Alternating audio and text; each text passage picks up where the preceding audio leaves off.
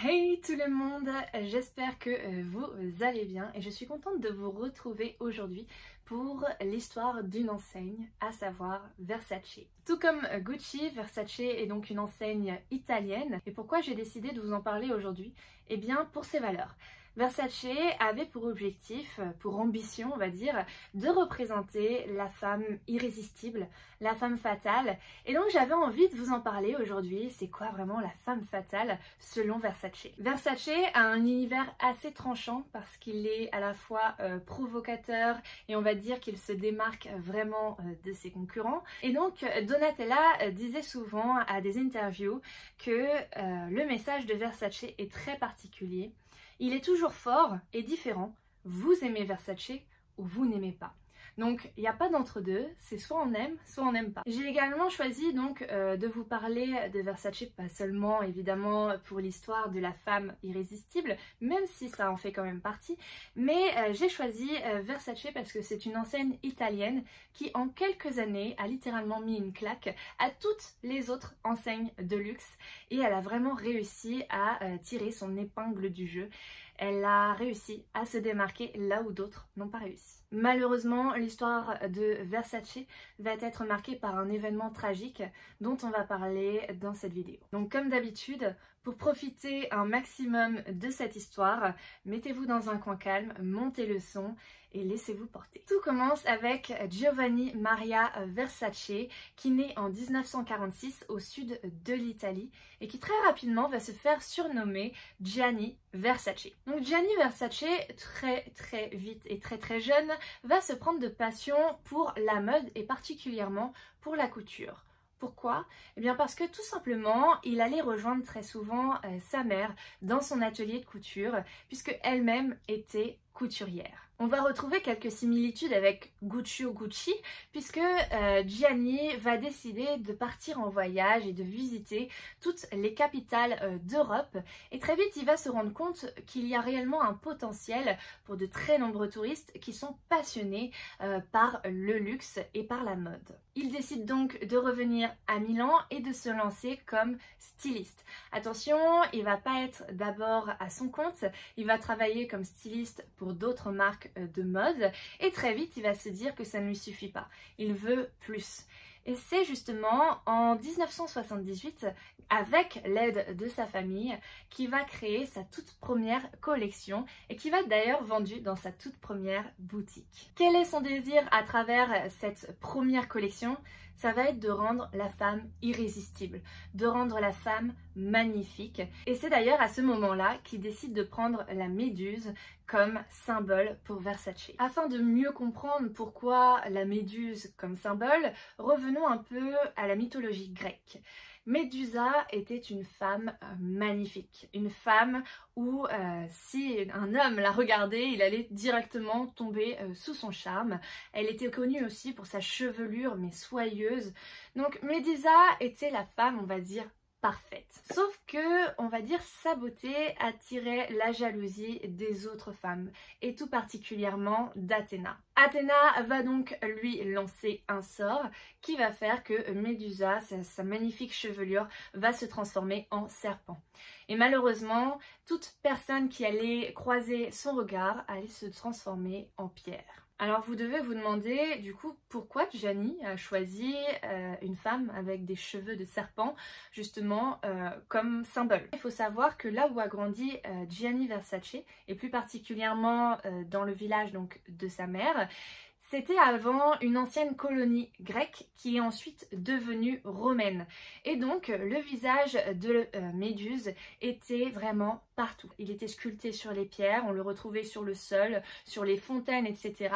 Et donc ce visage, lui, va grandir avec. Gianni va donc la choisir en se disant que Méduse représente la femme irrésistible, la femme de pouvoir. Et il dit aussi que c'est son idée de femme agressive et fatale, capable de te séduire avec un seul regard. Donc maintenant on comprend vraiment mieux pourquoi Gianni a fait un tel choix comme symbole de la marque Versace. Alors vous devez vous dire que peut-être ce côté provoquant de la marque va faire la force de l'enseigne italienne. Eh bien certes, ça va lui permettre de se démarquer, mais ça va pas être le pilier central de la réussite de l'enseigne. En fait, tout va être lié à la famille Versace. D'un côté, on va avoir le grand frère de Gianni, donc Santo Versace, qui lui va très rapidement être nommé directeur général de la griffe italienne. Et de l'autre côté, on a la petite sœur Donatella Versace, qui lui va être nommée comme sa muse. Ça va être son inspiration au quotidien. Donatella dira plus tard, dans une interview qui va être accordée au Guardian, elle dira « Santo était l'enfant calme, Gianni l'enfant terrible, et moi, la complice de Gianni. » D'ailleurs, suite au succès de la première boutique en Italie, Gianni va se dire qu'il y a vraiment quelque chose à faire et il ne veut pas se cantonner à l'Italie. Bien au contraire, il va donc prendre la décision d'ouvrir plusieurs boutiques à l'international. Et c'est justement ce qu'il fallait faire, puisque en faisant ça, Versace va se faire connaître dans le monde entier. D'ailleurs, vous l'aurez compris dès le début, Gianni a vraiment de l'ambition pour son enseigne, pour son bébé. Il va se dire que lui, il ne veut pas seulement se faire connaître pour les vêtements, pour la mode. Il va se dire, en 1981, il y a quelque chose à faire avec le parfum. Et donc, il va créer le premier parfum Versace. Ensuite, il va se dire que ce n'est pas assez, qu'il y a les vêtements, il y a le parfum, mais il y a quelque chose d'autre. Une tenue ne peut pas être complète avec un gilet. Non, il va se dire qu'il faut apporter des accessoires. Et donc, il va proposer des sacs à main, des lunettes, des ceintures, des montres, etc.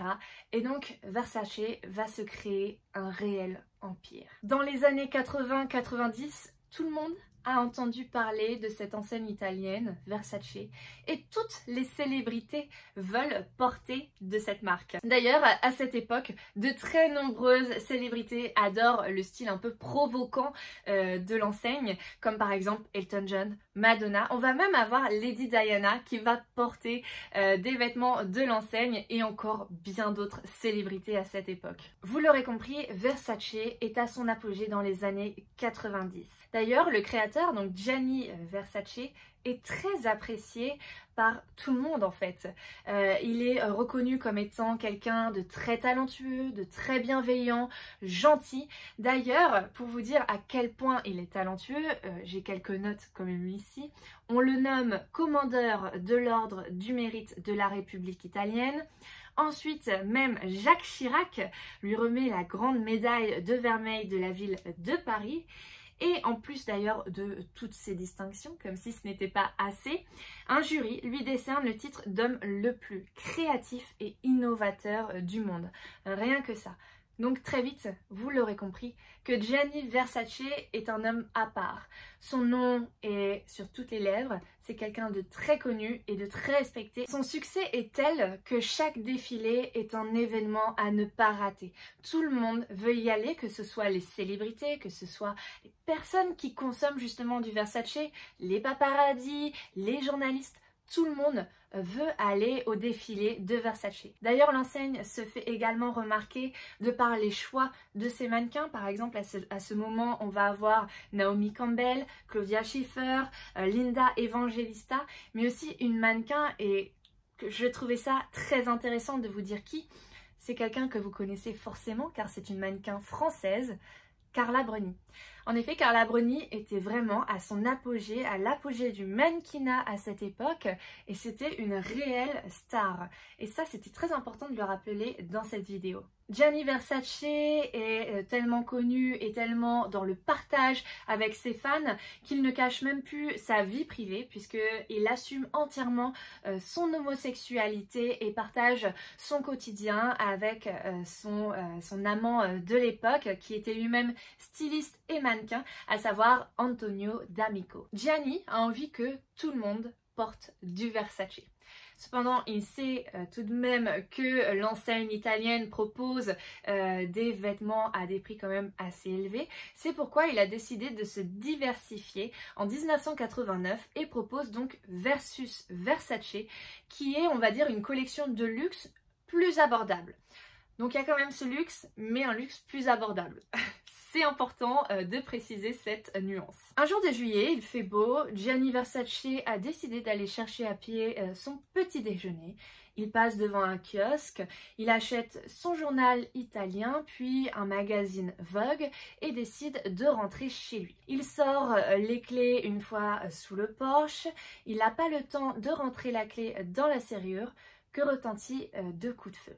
Le 15 juillet 1997, Giovanni Versace, alors âgé à ce moment de 50 ans, est assassiné de 2 balles dans la tête. Le meurtrier va rapidement être identifié, il s'agit de Andrew Cunanan, qui est un serial killer en fuite et malheureusement, pendant sa fuite, il a décidé de tuer différentes personnes, donc il va laisser de nombreux corps sans vie derrière lui. Les policiers vont le retrouver après quelques jours de recherche, il se cache au fond d'une péniche.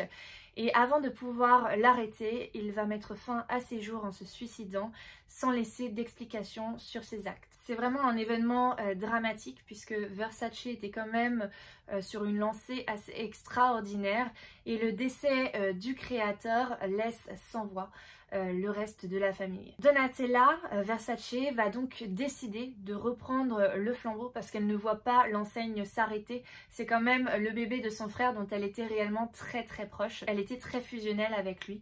Et donc elle va décider de faire continuer à vivre l'entreprise et de devenir la prochaine directrice artistique. Malheureusement, Versace est en deuil et les ventes de l'enseigne vont se voir freiner pendant de nombreuses années suite à cet événement. Le temps que la griffe italienne se reconstruise, Donatella va donner une interview dans laquelle elle dira « J'ai besoin de débattre et j'aime m'entourer d'assistants dont les opinions diffèrent des miennes à propos de tous les sujets possibles.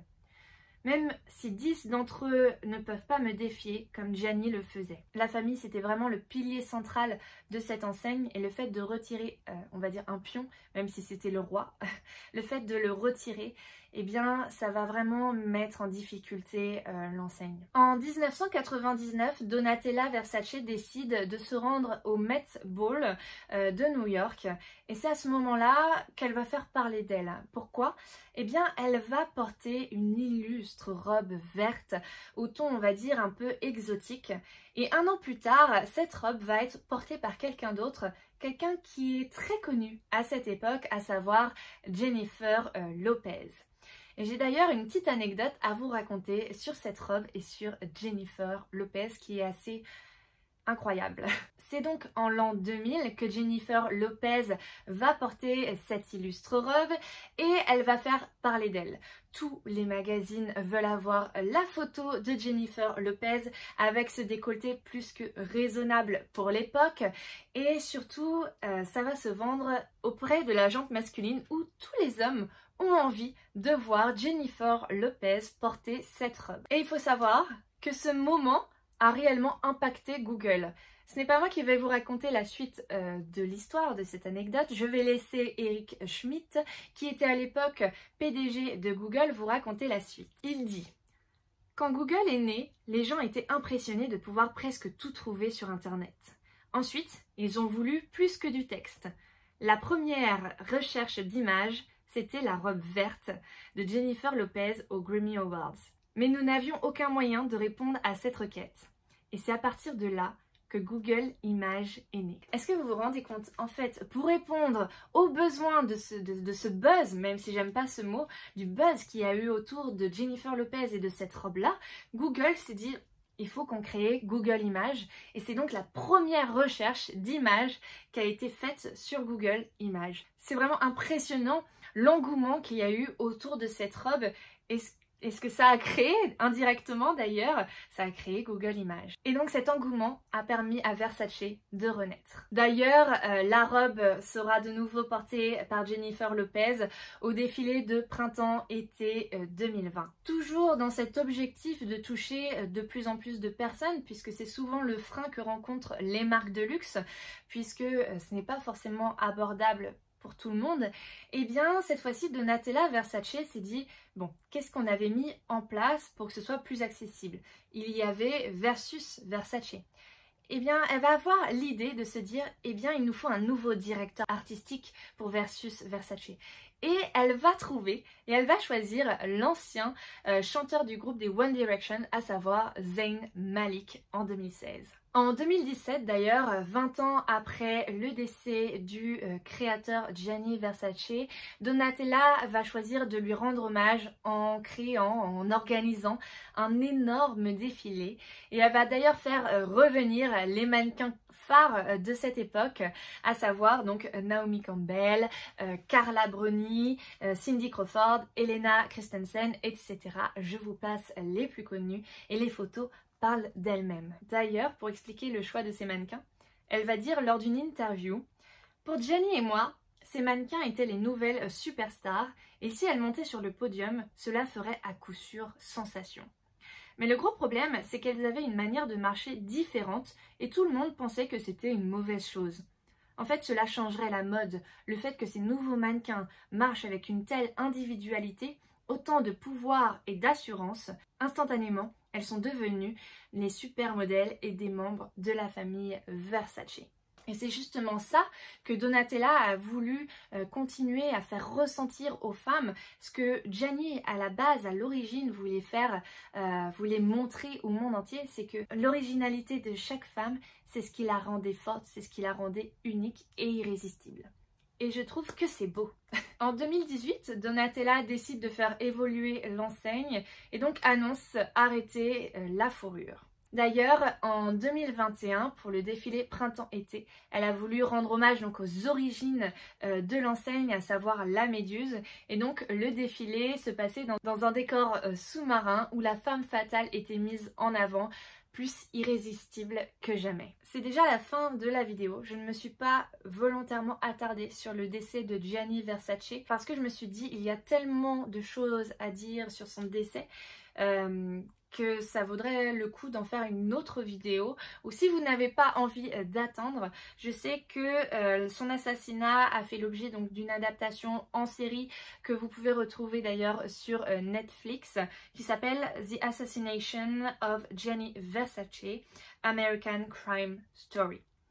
Donc j'espère vraiment que cette vidéo vous a plu, j'ai trouvé ça passionnant, plein de petites anecdotes, que ce soit à la fois sur le choix de la méduse, sur l'idée de Google Images avec cette fameuse robe, peut-être plus tard d'ailleurs dans une autre vidéo du coup sur l'assassinat de Giovanni Versace.